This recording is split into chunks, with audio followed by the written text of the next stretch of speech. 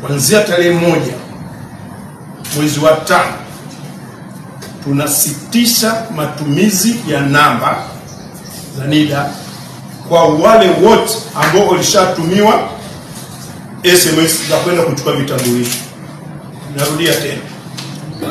Kuanzia tarehe 1 mwezi wa 5 tutasitisha matumizi ya namba kwa wale wote ambao walishatumiwa, kwa sababu tayari system si tunayo. Uwe umepoteza, uwe umefuta, hutapata huduma yoyote kwa kutumia namba. Ingawaje kuna baadhi ya watu ambao hawajapata namba kutokana na matatizo mbalimbali kukamilisha usajili wao, kwa kuna matatizo ya uchapishaji.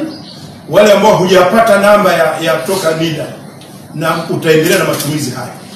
Lakini sisi kwenye system tayari tunao ambao tumeshawatumia, tuna switch off.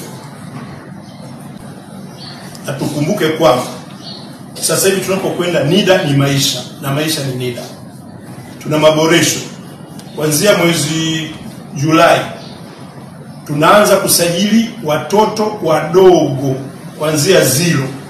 Tumarekebisho ya sheria ambayo tunayafanya kwa ajili ya register yote. Ina maana mtoto mdogo anapozaliwa tu anasajiliwa mpaka na kwenye mashule. Ni kwa nini? Maelekezo ya NIDA sasa hivi, kama maelekezo ya Mheshimiwa Rais ambayo atakuja kueleza huko mbele, tumepewa maelekezo ya jamii namba. Ina maana kwamba kila mwananchi mifumo iweze kusomana, atatumia kitambulisho cha NIDA. Tutakuwa na cheti cha kuzaliwa ndani ya NIDA.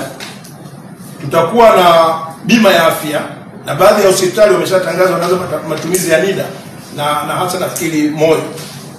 Kwa hiyo ina maana kwa mtoto mdogo ambaye hana NIDA, kwa hiyo tunaanza kusajili mpaka watoto wadogo. Tutaanza na pilot project ya wilaya 3. Tutaanza na wilaya Kilolo, Rungwe na Kusini Unguja.